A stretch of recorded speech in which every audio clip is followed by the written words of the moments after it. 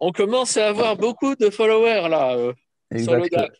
exactement. Vous êtes en position? C'est bon, c'est parfait, on peut démarrer. Vous pouvez démarrer. Alors, rappelez-moi où vous êtes arrêté. Je crois que c'était la Medzaïn Amoudbet en bas de la page, hein. Euh, c'est C'est exactement en haut ça. de la maîtrette, en haut, je crois. La maîtrette en haut. Pardon, vous avez raison, vous avez raison. Vous avez raison, ils sont en bas, la mezzanine. Saïn, en bas. Voilà, en Amar, bas de la Amar page. Ravasi. Amar Ravasi. Alors, je vous le mets à l'écran. Ceux qui sont intéressés. Hop. Alors, voilà, on est en bas de la page, c'est-à-dire dernier mot de la troisième ligne avant la fin. Amar Ravasi, Issa Shel Maaser Sheni, les divrei Rabbi Meir Ptura Minachala, les divrei Chachamim Chayevet Bechala. Alors, on reprend notre idée, notre sujet concernant la matzah qui est faite de matzah de Maaser Sheni. Matzah faite de Maaser Sheni, donc je vous rappelle, matzah faite de Maaser Sheni, c'était pendant la première année de la Shemitah, deuxième année, quatrième année, cinquième année de la Shemitah. Et on avait vu précédemment, on avait vu il y a 2 jours, comme quoi c'était une discussion entre Rabbi Yossi Aglili et Rabbi Akiva, à savoir si on est quitte ou on n'est pas quitte. Eux, ils l'apprenaient depuis des psukim. Eh bien, Ravasi, il dit que sans rapport avec ces versets, on peut dire que c'est une autre discussion entre Rabbi Meir et Chachamim pour une autre raison. Pour une toute autre raison. Pourquoi? Il sache el Maaser Sheni, une pâte faite de Maaser Sheni. Pour Rabbi Meir, c'est patour minachala. C'est exempté de prélever la chala dessus. Pour quelle raison? Parce que la pâte de Maaser Sheni, le Maaser Sheni en lui-même, c'est du Mammon Gavoa, c'est-à-dire c'est une propriété qui appartient à Dieu. Le fait qu'elle ait été déjà nommée Maaser Sheni, donc elle est appartenant à Dieu, si vous voulez. C'est une pâte propriété du sacré. Ça appartient au sacré. Et donc tout ce qui appartient au sacré, c'est pas tour de chala. C'est exempté de prélever la chala dessus. Ça, c'est selon Rabbi Meir. Chachamim disent non, c'est chayevet bechala. Pourquoi? Parce que lui, il pense que Maaser Sheni, c'est du mammon idiote. C'est-à-dire, ça appartient ça appartient encore au particulier. Quand bien même tu l'as nommé sacré, tu l'as nommé Maaser Sheni, c'est encore une appartenance qui est une appartenance à celui qui l'a nommé, mais il doit le manger dans des conditions de sacré. Mais ça appartient encore au bonhomme. Alors, l'Agmara explique que cette discussion, elle est sur la pâte, mais elle va bien plus loin. Matzah shel maaser sheni, matzot ou matzah shel maaser sheni, les divrei Rabbi Meir, pour Rabbi Meir qui pense que le maaser sheni, c'est une propriété qui appartient au sacré, en adam yotzei bayedei chovato bapesach. Un homme, il ne peut pas être quitte de son obligation de manger le premier soir de Pessah de la matzah. Pourquoi? Parce que ça ne lui appartient pas. La Gemara va expliquer plus loin pourquoi il faudrait que ça appartienne.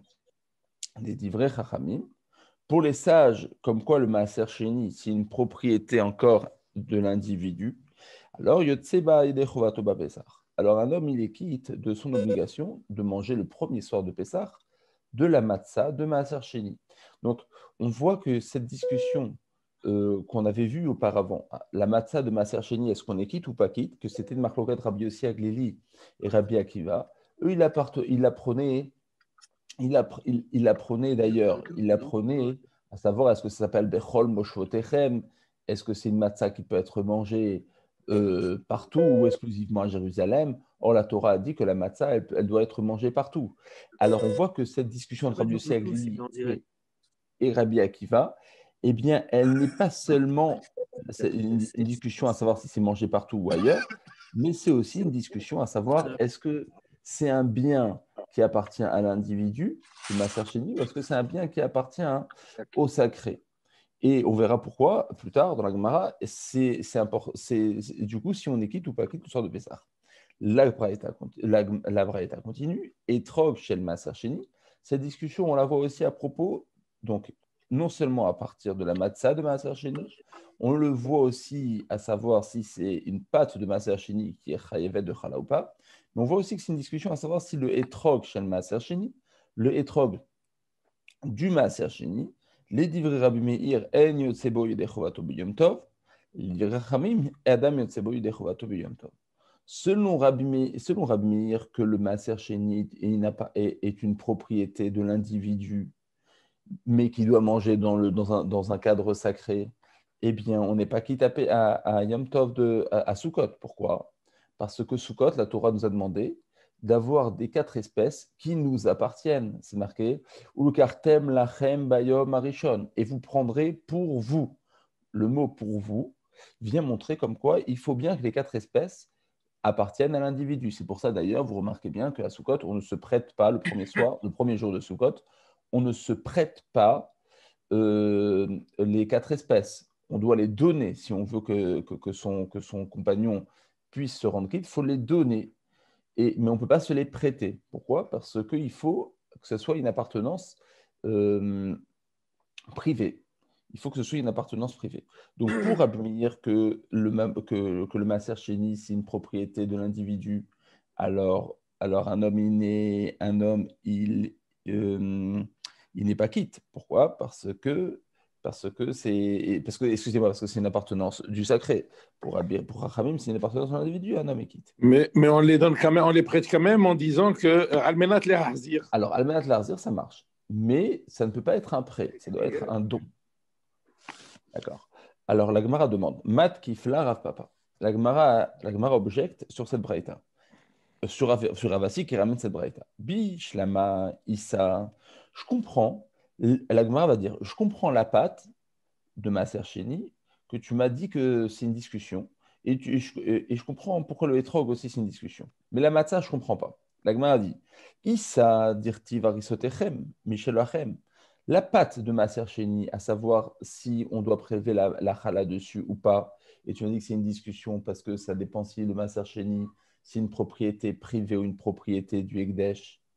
Je peux comprendre pourquoi c'est en rapport. Pourquoi? Parce que à propos de la chala, n'est astreint à l'obligation de prélever la chala qu'une personne qui a une pâte qui lui appartient. Si maintenant, moi, je viens chez vous et je prends votre pâte, vous me prêtez votre pâte, eh bien, je suis exempté de chala parce que ce n'est pas la mienne. Donc, la Gemara a dit, lorsque la Torah a été exigeante à dire, tu fais cette mitzvah parce que ça t'appartient, alors je peux comprendre en quoi c'est une discussion. Par exemple, chala, c'est marqué dans Parashat Shlach Lecha, Arisotechem, à propos de l'obligation de prélever la chala, la Torah a dit, vous ne préleverez la chala que sur des pâtes qui vous appartiennent. Arisotechem, Michelachem, que ce soit une chayav de chala que sur une pâte qui vous appartient, et pas sur une pâte qui appartient au Ekdesh. Donc je peux comprendre pourquoi est-ce que selon Rabbi Meir, c'est important pourquoi on n'est pas tour de chala. Etrog nami, etrog aussi, c'est marqué, dirti ou le kartem lachem, c'est marqué, vous prendrez vos 4 espèces. Donc, du mot lachem, miché lachem yehe. On apprend que les 4 espèces doivent nous appartenir. Donc, si on pense que Maaser Sheni, ça appartient au sacré, eh bien, on n'est pas quitte. Et la matzah, miktiv matzah techem, est-ce que c'est marqué une fois dans la Torah que la matzah que l'on doit manger le premier soir de Pessah, elle doit nous appartenir? Aucune fois dans la Torah, il n'est fait référence comme quoi c'est une matzah qui nous appartient. C'est tout le temps marqué, vous mangerez de la matzah, vous prendrez de la matzah. Mais c'est pas marqué vous prendrez une matzah qui vous appartient. Donc pourquoi pour Rabbi Meir, quand bien même le Maaser Sheni, c'est du domaine du sacré, pourquoi ne serait-on pas quitte le premier soir de Pessah par une matzah appartenant à quelqu'un d'autre ou au Ekdesh, à Marava? La Gemara répond Veite Marav Yemar Bar Shlamia. Atia lechem lechem. En vérité, c'est une analogie. On apprend la matzah que l'on doit manger le premier soir de Pessah, on l'apprend de la chala. Parce qu'à propos de la challah, c'est marqué lechem. C'est marqué à propos de la matzah lechem oni. Il faut manger un pain de misère. Et c'est marqué à propos de la challah va'aya ba'achol lechem mi lechem haaretz. Uktivatam lechem ba'achol lechem mi lechem haaretz. Vous prendrez pour vous un pain du pain de la terre. Et donc, dans les deux, il y a marqué le pain.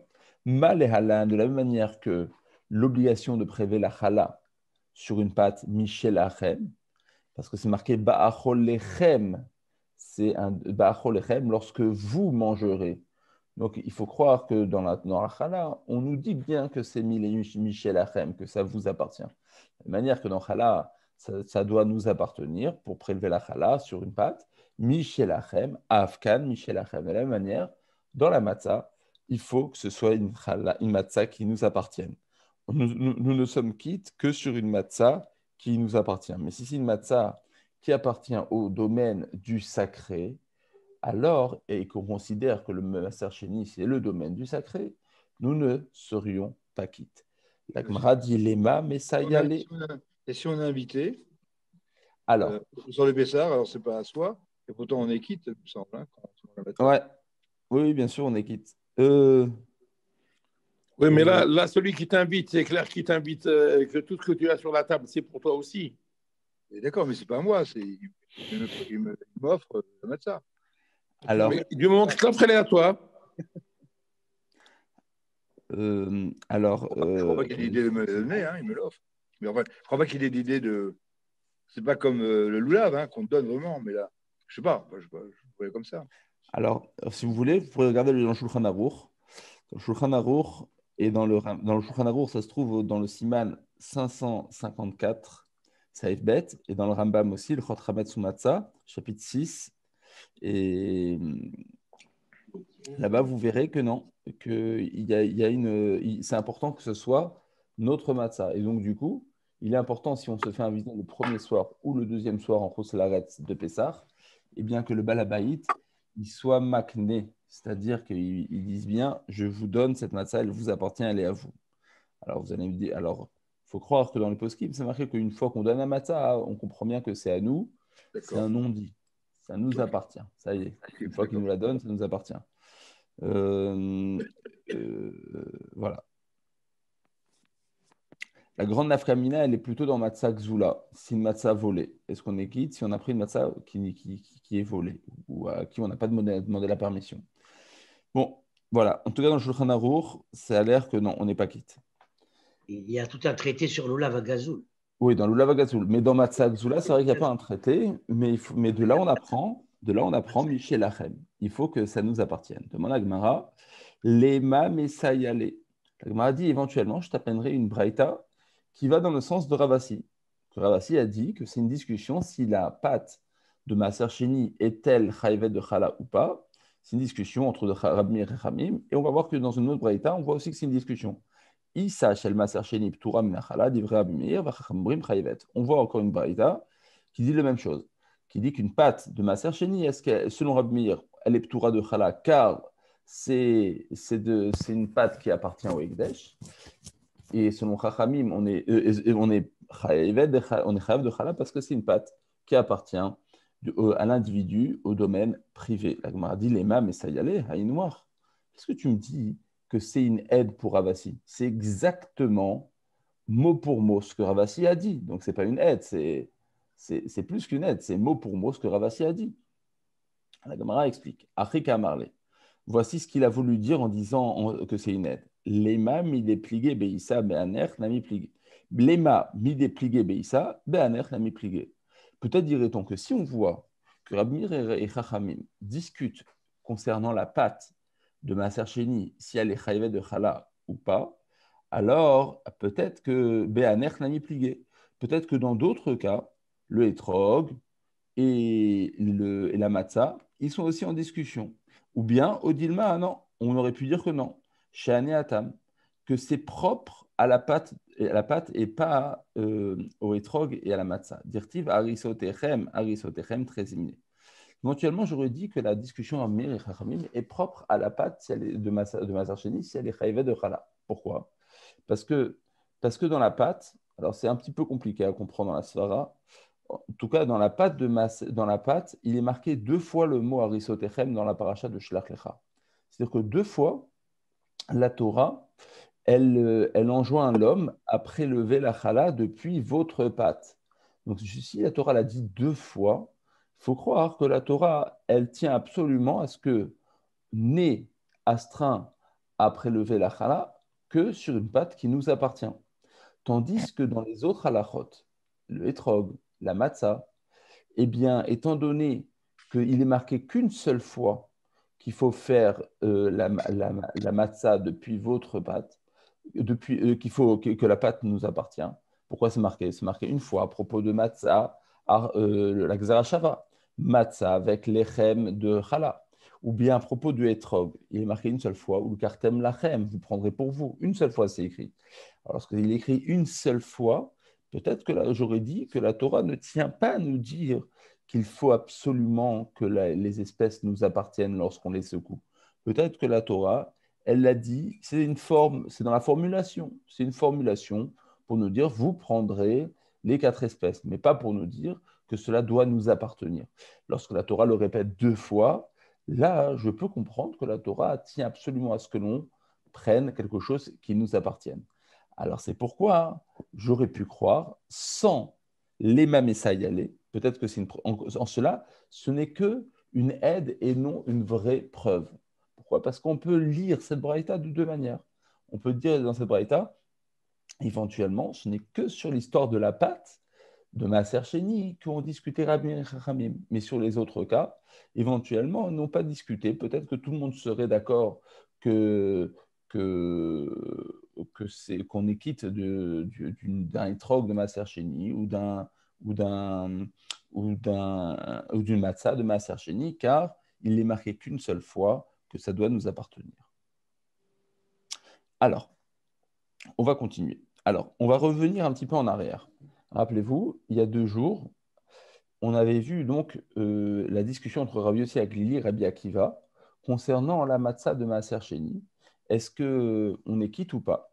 Alors, Rabbi Yossi Aglili disait qu'on n'était pas quitte. Pourquoi? Parce qu'étant donné que la matzah de Maaser Sheni, elle ne se mange que à Jérusalem, le Maaser Sheni ne se mange qu'à Jérusalem, alors ça ne s'appelle pas Bechol Moshvotechem. Or, la Torah a dit que la matzah, elle doit être mangée Bechol Moshvotechem, parmi toutes vos habitations. Or, si elle n'est mangeable qu'à Jérusalem, ça ne s'appelle pas dans toutes vos habitations. Sur ça, Rabbi Akiva répliquait et lui disait non, on est quitte. Pourquoi on est quitte? Pourtant, ça ne se mange qu'à Jérusalem, le Maaser Sheni. Et alors, il dit, Rabbi Akiva, il se basait sur Rabbi Elazar. Rabbi Elazar pensait que si on a pris une matzah de Maaser Sheni et on l'a amenée à Jérusalem, et là-bas, eh bien, elle est devenue impure. Elle a été en contact avec un mort ou avec un rat mort ou peu importe. Eh bien, disait Rabbi Elazar qu'on va transférer la kedusha sur de l'argent, et une fois transférée la kedusha sur de l'argent, elle est mangeable n'importe où. C'est-à-dire que normalement, lorsqu'on parle de transfert de kedusha, c'est pour pouvoir le manger à Jérusalem. Mais ce transfert de kedusha, c'est si la touma est apparue en dehors de Jérusalem. Mais si elle est apparue, cette touma, à Jérusalem, on fait le transfert de kedusha sur de l'argent, et ensuite, on peut acheter avec ça des fruits et des légumes qu'on pourra manger, peu importe, n'importe où. C'est du Maaser Sheni qu'on peut manger n'importe où. On n'est plus obligé de le manger avec toute la kedusha que cela impose. Et donc, si on peut le manger n'importe où, eh bien, ça s'appelle Bechol Moshvotechem. On peut manger du coup là. Il y a un cas où le Maaser Sheni peut se manger plus ou moins n'importe où et autre part qu'à Jérusalem. Ça, c'était la discussion qu'on avait vue entre Rabbi Yossi Aglili et Rabbi Akiva. La Gemara revient sur cette discussion. Bae Rabbi Shimon ben Lakish. Sur ça, demande Rav Lakish. Mahu sheyetse adam yedei chovato bechala shel Maaser Sheni. Est-ce qu'un homme serait quitte de son obligation de manger la matzah le premier soir de Pessah, bechala shel Maaser Sheni, avec la chala du Maaser Sheni. Donc, non pas avec le Maaser Sheni lui-même, parce que le Maaser Sheni lui-même, on a vu que c'est une discussion entre Rabbi Yossi Aglili et Rabbi Akiva, mais avec la chala, c'est-à-dire j'ai du Maaser Sheni, j'ai une pâte de Maaser Sheni. À partir de cette pâte de Maaser Sheni, selon un avis, il faut prélever la chala, selon l'avis des Chachamim. il faut prélever la chala. Alors, je vais prélever la chala, je la donne au Kohen. Le Kohen, avec cette chala, il va en faire de la matzah. Est-ce qu'il est quitte? Donc, c'est de la chala qui est aussi, de surcroît, maaser sheni. Est-ce qu'il est quitte de son obligation? Alors, quels sont les points du dilemme? Aliba de Rabbi Yossi Aglili lotiba elach. Alors, bien sûr, selon Rabbi Yossi Aglili, que sur une pâte de maaser sheni elle-même, on n'est pas quitte. Alors, ashta bechulin lo nafik bechalato mibaya. Si déjà sur la pâte maaser sheni, on n'est pas quitte, sur la chala de maaser sheni, a fortiori. Lotiba elach, aliba de Rabbi Akiva. La question peut se poser selon Rabbi Akiva. Que Rabbi Akiva pense que c'est plausible de faire sur du maaser sheni une matzah et de se rendre quitte. Bechulin ou de nafik, éventuellement, c'est uniquement sur le chulin qu'on est quitte. Des imitmou yesh laen eter b'moshavot, car comme on a dit, si cette pâte-là, eh bien, elle a été en contact avec une impureté, avec un rat mort ou avec un mort, yesh laen eter b'moshavot, je peux transférer la kedusha et du coup manger ce maaser sheni ailleurs qu'à Jérusalem, comme on a dit. Et donc, c'est mangeable ailleurs qu'à Jérusalem, ça s'appelle Eter Moshavot, c'est-à-dire, ça s'appelle bien que je peux le manger dans toutes vos habitations. Je peux le manger partout et autre part que Jérusalem. Samy, si Rabbi Akiva, il a pensé comme ça, qu'il y a un Heter quelque part, un Sha'at kosher concernant la Chala, Ouais. ou le Maaser Sheni, je ne vois pas pourquoi Rabbi Yossi Agalili n'aurait pas pu emprunter exactement le même cheminement.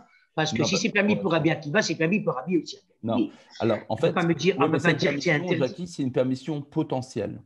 Pour Rabbi Yossi Agalili, lorsque la Torah dit qu'il faut manger de la matzah dans toutes vos habitations, il ne faut pas que ce soit un cas tordu dans lequel la Torah puisse nous permettre de manger la matzah dans toutes vos habitations. Il faut que ce soit un cas très pratique.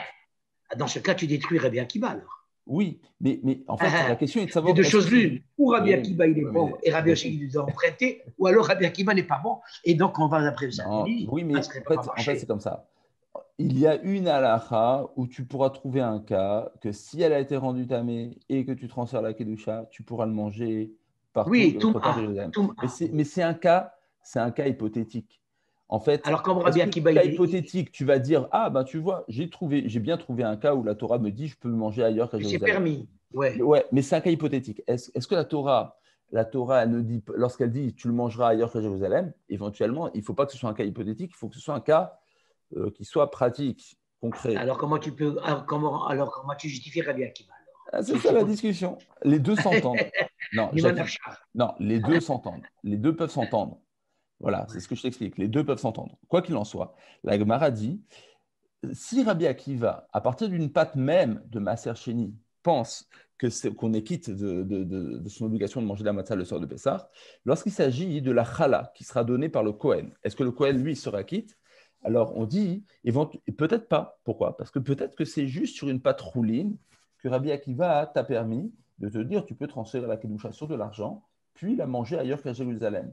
Mais il faut qu'au départ, la pâte, elle soit rouline et non ekdesh. Peut-être c'est sur une pâte pareille que la Torah t'a dit tu peux le manger ailleurs qu'à Jérusalem. Aval chala, mais une chala, des imetamia litla eter moshavot, mais une pâte chala qui est de surcroît maaser sheni, des imetamia, parce que si elle a été mise en contact avec une impureté. L'itla a été à Moshavot. Mais, tu ne peux pas la manger dans toutes les habitations. Pourquoi? Parce que l'isréphase, là, parce qu'une fois qu'elle est impure, elle va directement au feu de cheminée. Donc, tu ne peux jamais la manger ailleurs parce qu'elle est peut-être halal, mais elle est impure.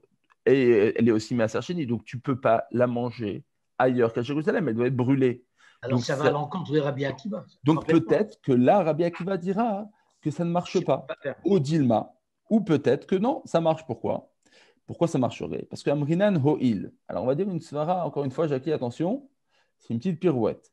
On va dire Ho'il ve'ilu lokara le Hashem, étant donné que si tu ne l'avais pas appelée chala, cette pâte, et qu'elle avait été rendue tamée, donc pas en tant que chala, mais en tant que pâte maaser sheni toute seule. Itle eter moshavot, il y avait une possibilité de la manger ailleurs qu'à Jérusalem en transférant la kedusha, venafik ba, et on aurait été quitte. Hashta nami nafik. Maintenant que ça s'appelle chala, eh bien, on est quitte aussi. Alors, qu'est-ce que ça veut dire? Je vous explique. Ce haut, il dit la chose suivante. C'est comme un petit migot. Jackie, il aime bien les migots, donc je vais expliquer. C'est que cette pâte, encore une fois, elle est et maaser sheni et chala. Si on isole chaque possibilité, c'est-à-dire, imaginons qu'elle était que maaser sheni, cette pâte, eh bien, il y avait une possibilité de la manger ailleurs qu'à Jérusalem, et on aurait été quitte en tant que matzah. Si cette pâte n'avait été que chala, sans maaser sheni, il faut la brûler. eh bien, non, si cette pâte elle avait été chala, sans maaser sheni, j'aurais pu aussi la manger en tant que matzah, parce qu'un Kohen, il a le droit de manger de la matzah qui s'appelle chala, tout simplement. Donc, vous voyez que chaque élément isolé, c'est-à-dire une pâte qui est que chala, ou une pâte qui est que maaser sheni, je peux la manger. Maintenant, donc si chaque élément mis à part montre bien que tu peux le manger en tant que matzah et te rendre quitte ton obligation le soir de Pessah, eh bien, si les deux conditions sont réunies, eh bien, ça devrait aussi être permis. Ce n'est pas parce que une condition est là, vous avez compris? Une condition toute seule me dit que tu peux la manger. L'autre condition toute seule me dit que tu peux la manger. Maintenant, le fait que les deux soient réunis, ça va être pire. Alors oui, il y a une sorte de dire que oui, mais il y a aussi une sorte de dire que non, parce que ce n'est pas très logique de croire que deux éléments mis à part font que ça marche et additionnés font que ça ne marche plus. Non, mais il y a quelque chose qui n'est pas très clair dans la… Je m'excuse, il y a quelque chose qui n'est pas clair. Parce que l'élément fondateur, pour pouvoir se servir du maaser sheni ou bien de la chala, l'élément fondateur était la touma. C'est qu'une fois qu'il est tamé, je pouvais le rentrer en ligne et pouvoir le manger à l'extérieur de Jérusalem. Ouais. Et ça serait Bechol Moshvotechem. Or, si tu enlèves cet élément fondateur, je n'ai plus, pour la chala, il n'y a plus de discussion possible. Ça ne colle pas. L'élément fondateur de la discussion, c'était la touma. Ouais. Or, la touma pour la chala, il faut la détruire. Donc, d'une manière ou d'une autre, ça ne peut pas fonctionner. C'est impossible. Alors, je répète. Alors, Jackie, ce que tu dis est juste, mais je répète. Ça, c'est le premier côté du dilemme. Ça, c'est le premier côté du safek. Le deuxième côté est de dire la chose suivante. Si chaque élément mis à part, imaginons que tu avais qu'une chala de maaser sheni. Est-ce que tu pourrais la manger? Tu serais quitte le soir de Pessah? Oui. Pourquoi? Parce que tu peux très bien transférer la kedusha sur de l'argent, sur de l'argent, et puis la manger autre part qu'à Jérusalem. Donc, tout seul, ça marche. En tant que maintenant, ça avait été qu'une chala de matzah. C'est-à-dire le Kohen, il prend sa chala, il en fait une matzah. Est-ce qu'il est quitte? Sans que ce soit maaser sheni, est-ce que ça marche? Bien sûr, ça marche. Maintenant, si tu vois que chaque élément mis à part, indépendant, eh bien, te rend quitte le soir de Pessah, si ces deux éléments sont maintenant additionnés, il serait un peu illogique de dire que ça ne marche pas. A marche tout seul, B marche tout seul, A plus B ne marche plus. C'est bizarre. Je n'ai pas compris parce qu'en vérité, l'élément fondateur qui est la touma, tu ne l'as pas pris en considération. Je l'ai pris en considération. Mais non, puisque si j'ai bien compris, alors j'ai mal compris. Si j'ai bien compris, je ne peux manger le maaser sheni qu'à Jérusalem, mais comment je peux le manger à l'extérieur de Jérusalem en le rendant tamé? Profane. Ouais. Oui ou non? C'est comme ça que j'ai compris. Ouais. C'est ce que j'ai compris. Mais éventuellement, ce n'est que dans du profane. Il faut être podé déjà. Oui, non, mais il faut qu'il soit tamé. À ce moment-là. Non, je ne peux pas le rendre podé. Je ne peux le manger qu'à Jérusalem. Oui, Jackie, c'est juste, mais éventuellement que dans du profane, pas dans du sacré. Ça veut dire du sacré. Dans du choulin. Peut-être que le Hekdesh, on a vu hier ou avant-hier que le Hekdesh, de toutes les façons, il n'y a aucun souci, puisqu'il n'appartient à personne, le Hekdesh. Oui, mais si c'est une pâte. On a vu hier. Il appartient au Gavoa. Au Gavoa. Donc, il n'y a pas la chem, etc. pour le Hekdesh. Oui.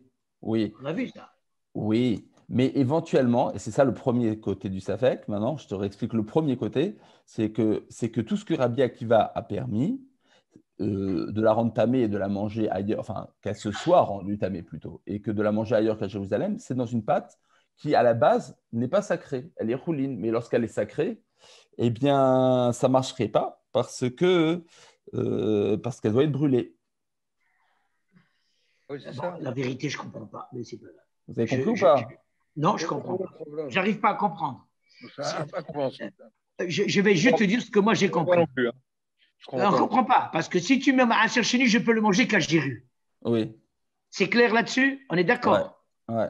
Comment je peux le manger à l'extérieur de Jéru, comme tu as dit, je rebondis sur ce que tu as dit. Ouais. C'est-à-dire que en le rendant tamé, donc je rachète automatiquement la valeur du maaser sheni et je peux le manger à l'extérieur. Donc il faut que je passe par cet élément-là. Et toi, oui, mais ça c'est que dans une sacrée. pâte rouline, Jackie. Dans une pâte sacrée, elle est brûlée, donc il n'y a pas mangé. Alors, c'est quoi une pâte sacrée alors? C'est pas sacrée. Pâte maaser sheni. Une pâte bikour. Et on parle de maaser sheni. Je ne comprends pas. Alors, alors, une pâte maaser sheni qui est aussi chala, elle est voilà, une pâte maaser sheni qui n'est pas chala, elle peut être mangée ailleurs que Jérusalem. Mais une pâte maaser sheni qui est aussi chala, elle est brûlée, elle n'est pas mangeable. Parce que de la chala, elle doit être brûlée lorsqu'elle est tamée. Oui, donc celle-là est de toutes les façons impossible. Donc elle, tu ne pourras pas la manger ailleurs qu'à Jérusalem, elle doit être brûlée. Voilà, alors très bien. Donc ça, c'est le premier côté du safek, c'est de dire qu'une pâte qui est echala et maaser sheni, ça ne marche pas le éther de Bechol Moshotechem parce que c'est brûlé. Ah, c'est un cas précis dans ton cas, toi. Tu parles oui, c'est un cas précis. C'est uniquement la chala. Et la chala, le maaser sheni qui est chala en même temps. Maaser sheni qui est chala de surcroît. Ah, voilà. Donc maaser sheni qui est chala de surcroît. D'un côté, on va dire, il n'y a pas le éther de Bechol Moshotechem, c'est brûlé. Exactement. C'est jamais mangé. Ou bien non. On va dire non. Ça s'appelle aussi Bechol Moshotechem. Pourquoi? Parce que, et là c'est un peu plus compliqué à comprendre, c'est parce que prends un cas A, on va l'appeler le cas A. C'est une pâte qui n'est que maaser sheni sans être halal. Est-ce qu'on peut la manger ailleurs qu'à Jérusalem? Oui. Non. Oui. Sauf si elle est tamée. Voilà, si elle est tamée. Donc il y a un cas que c'est possible. Cas B, c'est le cas où elle n'est que halal sans être maaser sheni. Oui. Elle peut être mangée ailleurs qu'à Jérusalem? Oui. Un Kohen, il peut très bien. Si elle est tamée, tu dois la brûler. Non. As dit. C'est un Kohen. Sans être tamée. Est-ce qu'il peut la manger ailleurs qu'à Jérusalem? Une chala qui n'est pas tamée. Si c'est un Kohen. Si c'est un Kohen, il peut très bien. Maintenant, additionne les deux. Un cas qui s'appelle A et B. Qui, chaque élément mis à part, on a vu que ça marche. Additionner, ça marcherait a priori, a fortiori, ça devrait marcher. Si A tout seul marche et B tout seul marche, donc AB devrait marcher. A plus B doit marcher. Bon, ça, voilà, c'est ça la deuxième svara. Et alors? L'élément tamé n'est plus rentré en considération. Voilà. Ikade Amre, deuxième version. Havadai lotibaelach devadai amrinanoil. La Gemara dit, si c'est une pâte chala et maaser sheni, alors c'est sûr que ça marche et que l'on dit oil. Et on dit si A marche tout seul et B marche tout seul, donc A plus B, a fortiori que ça marche. Et qu'on est quitte d'une pâte chala qui est de surcroît maaser sheni, qu'on peut la manger et qu'on peut la manger le soir de Pessah, on est quitte. Kitibaelach, la question qui se pose et qui est intéressante à comprendre, c'est chala hala kuar bekesef maaser sheni. C'est si j'avais un maaser sheni, j'ai transféré la kedusha sur de l'argent. Et avec cet argent, j'ai acheté de la chala. Donc, il s'agit d'un Kohen. Hein. Donc, la chala n'est pas maaser sheni en tant que telle. Elle est achetée par de l'argent, maaser sheni. Alors, Aliba de Rabanan, selon Chachamim, qui pense qu'une pâte qui est faite de maaser sheni, on est quitte parce que ça s'appelle Bechol Moshotechem, Lotiba Elach. Cette question, elle est évidente. Pourquoi? Parce que si déjà l'argent qui peut être transféré sur la Gdusha, qui est lui-même maaser sheni, ça marche de le manger ailleurs, comme Rabbi Lazar, Hainu Maaser, alors ça revient au même cas que le maaser sheni. Et donc ça marcherait tout le temps. Kitiba Elach, la question qui peut se poser, c'est l'Iba de Rabbi Yehuda, d'Amar Yikaver. Que selon Rabbi Yehuda, il est cholek sur Chachamim, Jackie. Il ne pense pas cette idée que si maaser sheni a été rendu tamé à Jérusalem, tu peux le manger ailleurs. Pour lui, si le maaser sheni à Jérusalem a été rendu tamé, il n'y a pas d'autre solution que l'enterrer. tu ne peux pas le manger, tu ne peux pas le manger ailleurs, donc tu ne peux que l'enterrer. Et pourquoi on ne peut pas le brûler? Non, ça ne doit pas être brûlé. Le maaser sheni ne peut pas être brûlé. Il sera soit mangé ailleurs pour Chachamim, soit enterré pour Rabbi Yehuda. Donc pour Rabbi Yehuda, ça doit être enterré. Ditnan, d'où est-ce qu'on apprend ça? On apprend c'est une Mishnah. Halakuar bekesef maaser sheni shinitma ipade. Rabbi Yehuda Omer ikaver. Celui qui a acheté avec de l'argent d'un maaser sheni et que ça a été rendu tamé. Selon Chachamim ipade, il faut le racheter et manger ailleurs. Rabbi Yehuda dit non, il faut l'enterrer. Alors, mi amrinan ho'il ve'ilo lakuar. Juste une question. Alors, oui, je vous écoute. Est-ce que la challah est le levain? La challah, ben, si elle est levée, elle peut pas être mangée en tant que matzah. Ah, ok. Nous, on veut la manger en tant que matzah, donc il ne faut pas qu'elle lève. Mais, alors, écoutez okay, bien, alors, je vous explique. Après, je vous le montre dans les mots, parce que c'est un peu compliqué, ça. C'est un peu plus compliqué que ce qu'on a vu avant. Alors, encore une fois, on a vu que selon Rabbi Yehuda, lorsque j'avais du maaser sheni, je n'ai pas pu l'amener à Jérusalem normalement parce que c'était des tonnes de patates. Donc, je les ai transférées sur de l'argent. J'ai pris cet argent, je suis allé à Jérusalem. Malheureusement, quand j'arrive à Jérusalem, cet argent devient tamé. Est-ce que. L'argent qui devient tamé? L'argent ne vient pas tamé. C'est la pâte. L'argent devient. C'est l'argent. À la cour, excusez-moi, je me suis trompé. J'ai pris cet argent, je suis allé au marché, au chouk de Jérusalem, j'ai acheté des fruits et ces fruits sont devenus tamés. Voilà. Ouais. Et maintenant, ces fruits sont devenus tamés. Est-ce que je peux transférer la kedusha de ces fruits sur d'autres fruits pour les manger à Jérusalem? Alors, ça, ce n'est pas possible. Alors, est-ce que je peux les manger hors de Jérusalem? Chachamim disent oui. Pour Rabbi Yehuda, non. Tu prends les fruits qui ont été infectés de Touma et tu les enterres. Alors, la question qui se pose, c'est comme ça. Est-ce que dans notre cas, nous, dans un cas où j'avais de l'argent de maaser sheni et qu'un Kohen a transféré cet argent sur de la chala, est-ce qu'on est quitte de l'obligation de matzah? Alors, d'un côté, on peut dire oui, parce que de la même manière qu'on a vu que OIL, ça marche, c'est-à-dire de se dire que l'élément A tout seul marche, l'élément B tout seul marche, donc A plus B marche, on dira la même chose ici, c'est-à-dire chala tout seul, on peut la manger, on est quitte de son obligation en tant que matzah. Maaser sheni tout seul, on est quitte de son obligation en tant que matzah. Eh bien, donc, OIL velo karale Hashem, veitme, étant donné que si je n'avais pas appelé chala, cette pâte, alors itme, et que ça avait été rendu tamé, j'aurais pu yashla ou eter b'moshavot, j'aurais pu la manger ailleurs, venafik b, et j'aurais été rendu quitte, ashtanami nafik b. Maintenant aussi je suis quitte, odilma, ou bien non, je dis chad oil amrinan, tre oil amrinan. Un oil on dit, deux oil on dit pas. C'est-à-dire une matzah qui est faite de chala et qui est maaser sheni de surcroît, on est quitte à cause de la svara de oil, que l'élément A tout seul marche, l'élément B tout seul marche, donc A plus B marche.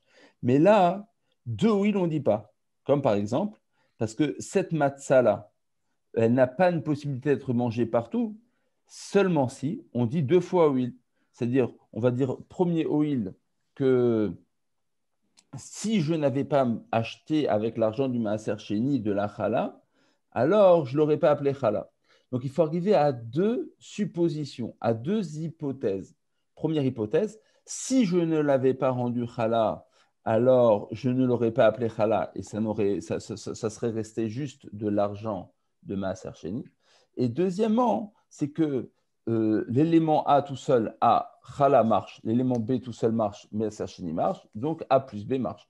Donc, il faut arriver à deux hypothèses et de oil pour pouvoir dire que ça marche. Voilà. Je continue, c'est un peu compliqué. Je peux poser une question? Oui. Je n'ai pas très bien compris. Quand ce maaser sheni devient tamé, cette pâte devient tamée, et qu'elle est rachetée, donc on peut la manger n'importe où, mais elle n'est plus du maaser sheni à ce moment-là. Elle perd son statut de maaser sheni. Non, elle continue de maaser sheni. Lorsqu'on fait un transfert de kedusha, même si on la rachète, même si on, etc., ça reste, c'est bien profane et reste maaser sheni quand même. C'est très bon problème, d'accord. Donc ça reste quand même, ça garde quelque chose de maaser sheni. Ouais. Même si on peut le manger n'importe où. Ouais. Donc la question est de savoir, selon Rabbi Yehuda, est-ce qu'on dit 2 fois oui ou pas? La répond la Gemara, Amarava mistabra Shem Maaser Chad Hu. Il faut croire on le dit 2 fois, que le Shem Maaser Chad Hu. Étant donné que le nom de Maaser, il s'applique une fois, donc on peut le dire une fois ou 2 fois, peu importe, ça marchera, et donc on sera quitte de son obligation de matzah, aussi bien pour les Chachamim que pour Rabbi Yehuda. Ça ne m'explique pas pourquoi, c'est un peu compliqué. Je continue. Chalat Toda Orkike Nazir. Il était écrit dans la Mishnah, on passe à un autre sujet.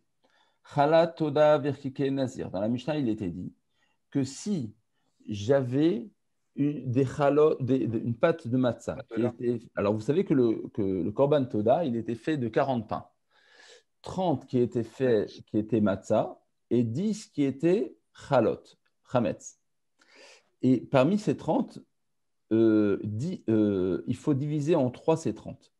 3 qui étaient faites à base de matzot rekikin, c'est-à-dire des sortes de,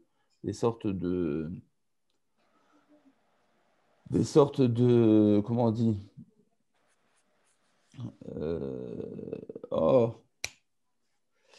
alors 10 qui étaient faites qui étaient cuits au four, 10 qui étaient cuites à la casserole, et 10 autres dans l'huile. Et 10 autres dans l'huile, qui étaient frits dans l'huile. Voilà. C'est ça les rekikines. Voilà, frits à l'huile. Alors si maintenant, est-ce que je suis quitte de mon obligation de manger de la matzah le soir de Pessah avec ces 30 pains? Alors, la Mishnah disait, ça dépend. Si je les ai faites à la base pour moi, je ne suis pas quitte. Si je les ai faites pour être vendues au marché, je suis quitte. Alors, on va expliquer c'est quoi la raison. Mina hanemile. Demande à Gemara d'où est-ce qu'on apprend ça. Amar Rabba, ve Amarkra, et on passe au mot suivant. Rabba est dit, parce que le verset dit bien, hop, Ushmartem et hamatzot, matzah hamishtameret leshem matzah, yatztazo, shen mishtameret leshem matzah, et là leshem zevar. La Torah, elle dit, il faut garder vos matzot. C'est-à-dire que la matzah que je dois manger le soir de Pessah, ça doit être une matzah shmura, qu'on a fait très attention à ce qu'elle n'ait pas à fermenter. Et donc, il faut avoir fait cette matzah, leshem matzah. Donc, matzah, mishtameret leshem matzah, on n'est quitte que sur une matzah qui a été faite dans une intention d'être mangée en tant que matzah. Yatztazo.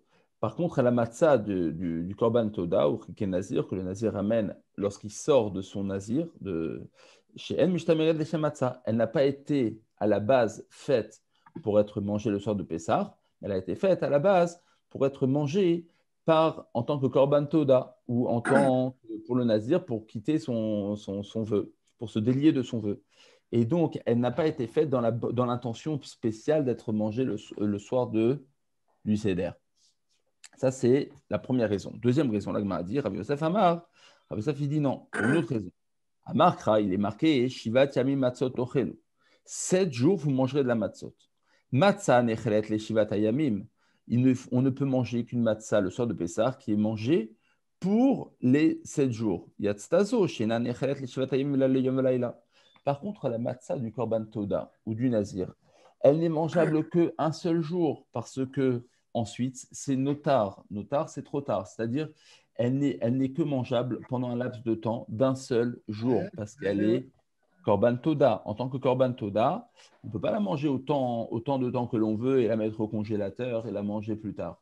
Elle ne peut être mangée que dans un laps de temps que Yom Valaïla, une journée et une soirée. Donc, ça ne s'appelle pas une matzah mangeable pendant 7 jours. Donc, on a 2 raisons pourquoi les matzot de Chalot, Toda et Riké Nazir ne pourraient pas être mangés de manière fondamentale. Soit parce que la Torah, elle demande absolument à manger une matzah shmura, c'est-à-dire qu'elle a été faite dans une kavana d'être mangée le soir du Seder et pas dans une kavana d'être mangée au temple en tant que korban, en tant qu'offrande.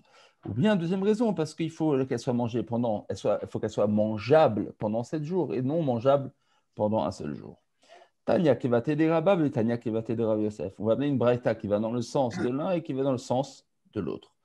Tanya Kevate des Rabba, on a une braïta qui va dans le sens de Rabba qui pense que la matzah, on la prend que Ushmartem et Amatzot, qu'elle soit Mishtameret Leshem Matzah.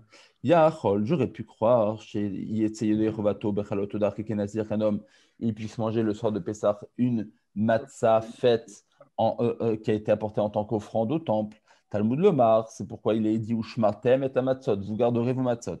Matzah Mishtameret Leshem Matzah. On ne peut manger qu'une matzah qui a été cuite et qui a été cuite en tant que matzah pour être mangée le soir de Pessah. Yatztazo, j'exclus du lot une matzah chez Nane Mishtameret Leshem Matzah. Une matzah qui n'a pas été cuite en tant que matzah pour être mangée le soir de Pessah. Et là, les Shum Sevar, mais qui a été cuite en tant qu'offrande pour le temple. Tanya Kevate de Rav Yosef, on a une braïta qui va dans le sens de Rav Yosef. J'aurais pu croire qu'un homme est qui de son obligation de manger du soir de Pessah la matzah à partir d'offrande. Talmud Omar Shivat Yami Matzot Ochelu. Matzah nechelet le Shiva, Yatztazo Shena nechelet le Shiva, Ela le Yom Balaila.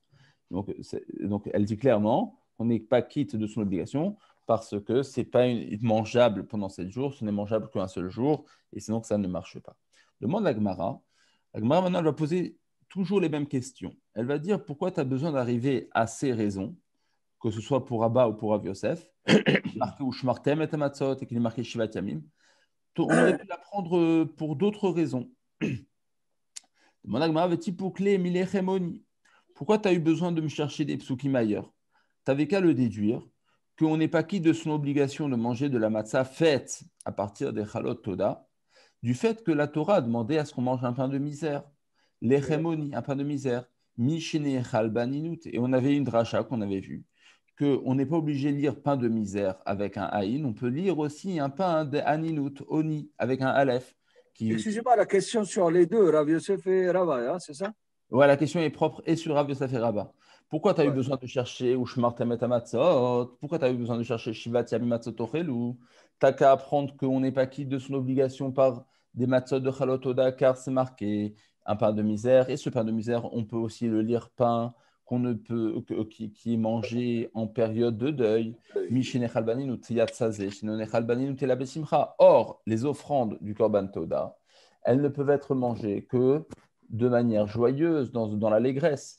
Il est interdit pour un homme en deuil qui a perdu un proche de manger un korban, quel qu'il soit.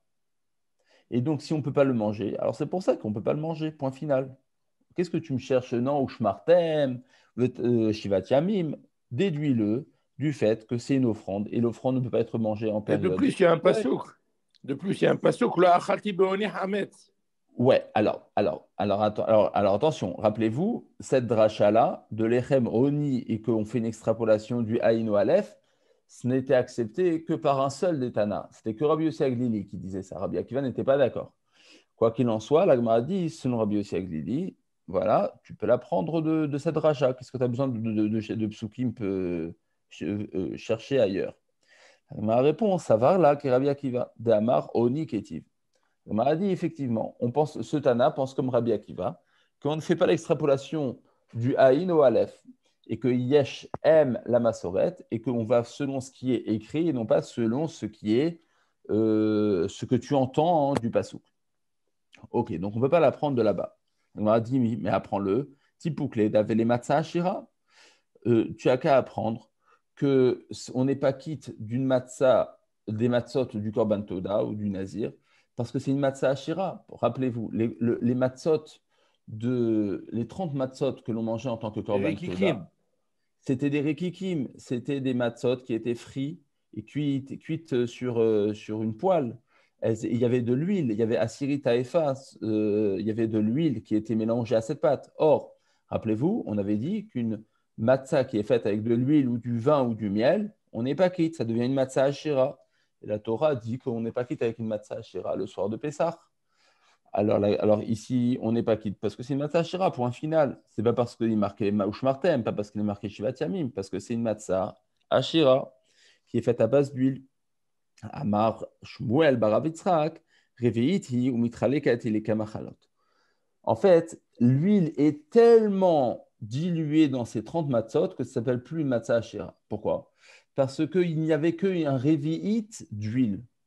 dans ces 30 matzot. Donc, divise ces 30 matzot, divise le révi'it d'huile dans les 30 matzot, il reste quasiment plus rien. Donc, en fait, ça s'appelle plus une matzah ashira. Une matzah ashira, c'est à partir du moment où il y a révi'it dans la matzah que tu manges. Mais si sur une des matzot parmi les 30, il y a sont mélangés parmi les 30 un révi'it, tu divises par 30, il ne reste plus grand-chose d'huile dans la matzah. Donc, c'est pour ça. Les Shem Mitzvah Matzah, ça n'a pas été fait. Comment? Ça ne marche pas. D'une manière ou d'une autre, ça ne marchera pas puisqu'on n'a pas fait les Shem Matzah. Non, mais la Gemara demande sans les Shem Matzah. Enlève cette svara. Enlève les Shem Matzah. On pourrait croire qu'on n'est pas quitte de Chalot Toda à cause du fait qu'il y a de l'huile. Apprends-le du fait qu'il y a de l'huile. C'est Matzah Ashira. Dis que c'est Matzah Ashira et que tu n'es pas quitte parce qu'il y a de l'huile. Sans les Shem Matzah. Enlève de cette. La Gemara, elle suppose que sans cette raison, on pourrait déjà savoir qu'on n'est pas quitte de son obligation de manger la matzah le soir de Pessah, du fait que c'est une matzah d'offrande. Pourquoi? Parce que dans cette matzah d'offrande, il y a suffisamment d'huile pour dire que c'est une matzah ashira et qu'on n'est pas quitte. La Gemara répond non, il n'y a pas suffisamment d'huile. La Gemara dit Vetipukle, Dehenan echalot bechol moshavot. Alors pour une autre raison, encore une fois, enlève matzah shmura, enlève shivat yamim, enlève toutes ces raisons. J'aurais pu déjà te dire qu'on n'est pas quitte de son obligation des Chalot Toda pour une autre raison.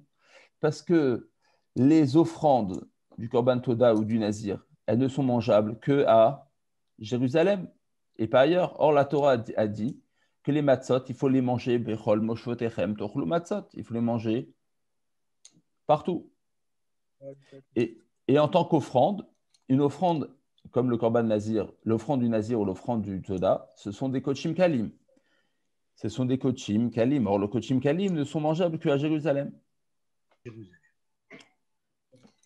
Mais ça, c'est pour Rabbi Akiva. Rabbi Yoshi Agali, de toute façon, ça ne marche pas. Oui, bien sûr. Pour Rabbi Yoshi Agali, pour une autre, on a bien compris que ça ne marchait pas. Pour Rabbi Akiva, Agma a dit, même pour Rabbi Akiva, tu n'as pas besoin d'arriver à Matzah Shmura ou à Shivat Yamim. Tu peux dire qu'on n'est pas quitte, parce que c'est des offrandes qui ne sont mangeables qu'à Jérusalem. Et pour la Gemara, Amar Resh Lakish, Lakish, il déduit que Zot Omeret, cela veut dire Chalot Odar Kenazir Nechalin Benov Givon. Tu vois donc que tu vois bien que si on n'a pas retenu cette raison que les Chalot Odar et les Kenazir ne sont pas mangeables le soir de Pessah parce que ça ne s'appelle pas Bechol Moshavot, cela, on peut déduire de là que Chalot Toda et Kenazir Nechalin Benov Givon. Vous savez que entre la construction du temple par Shlomo Amelech et la destruction du temple de Shiloh à l'époque de Samuel, il y avait à l'époque d'avant Samuel, à l'époque de 400 ans avant, 300 après Yehoshua, il y avait Nov. Il y avait on faisait des offrandes soit à Nov, soit à Givon. C'était ce qu'on appelle les Bamot. Et après, il y avait Shiloh. Et après, il y a encore eu Shiloh, et après, il y a eu le temps. Il y a Gilgal aussi. Et il y a eu Galgal, ouais. Galgal, c'était le premier. Galgal, c'était avant Shiloh. D'abord, il y a eu Gilgal, après, il y a eu Shiloh, après, il y a eu Nov, après, il y a eu Givon, et après, il y a encore eu Shiloh, et après, il y a eu le temple de Jérusalem. Quoi qu'il en soit, on appelait ça l'époque des Bamot. C'est-à-dire qu'on offrait nos offrandes, nos korbanot, sur des autels tout faits. C'est-à-dire il y avait une kedusha spéciale à Nov et à Givon, deux villes d'Israël. C'est des misbehot portatifs ou amovibles? Ouais, mobile, amovible, ouais. Et donc, il était possible de manger à ce moment-là les Chalot Toda et les Rikikei Nazir à cette époque, autre part qu'à Jérusalem. Et donc, à cette époque, ça s'appelait Bechol Moshavot. Et donc, même à cette époque où le Chalot Toda et Rikikei Nazir s'appelait Bechol Moshavot, eh bien, ça ne marchait pas de pouvoir manger à cette époque les Chalot Toda et Rikikei Nazir en tant que matzah. Pour quelle raison? Pour la raison invoquée par Rabbi Rav Yosef. Soit parce qu'il faut une matzah shmura, soit parce qu'il faut shivat yamim. Et le fait qu'on n'ait pas retenu uniquement la raison de Bechol Moshavot, c'est parce qu'il y avait une époque où ça pouvait s'appeler Bechol Moshavot et malgré tout, on n'était pas quitte de l'obligation de matzot faites à partir de ces offrandes. La Gemara Tanya, la Gemara va amener une petite histoire. Tanya, il est marqué dans une braïta. Amar Rabbi Ilai, il a enseigné. Sha'alti et Rabbi Eliezer. Un jour, j'ai demandé à Rabbi Eliezer, Maou sheyetse Adam bechalot todar kikenazir. Est-ce qu'un homme peut-il être quitte de son obligation, peut-il être quitte de son obligation de manger de la matzah le soir de Pessah à partir des matzot des offrandes? Amarli m'a dit non, lo shamati. J'ai rien appris de mes maîtres. J'ai pas eu de transmission de mes maîtres.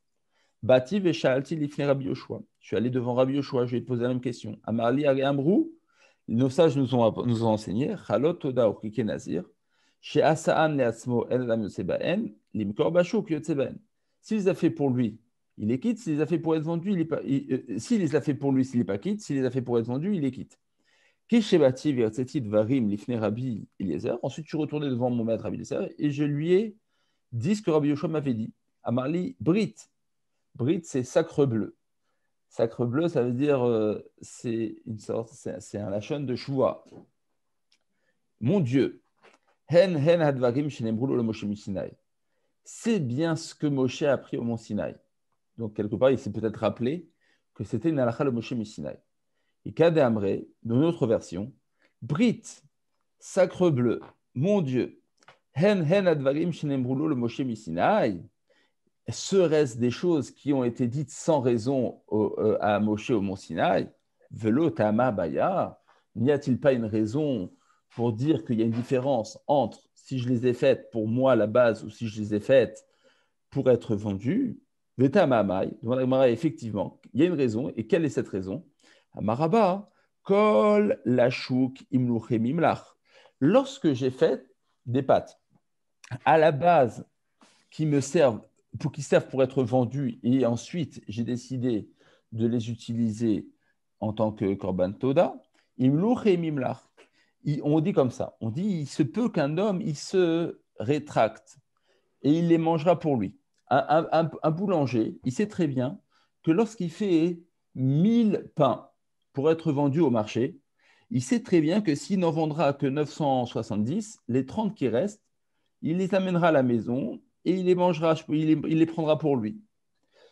Or, un boulanger, lorsqu'il faisait ses pains au marché, c'était pas des pains pour être mangés n'importe où. Il y avait des boulangers qui étaient boulangers juste pour les Korban Toda.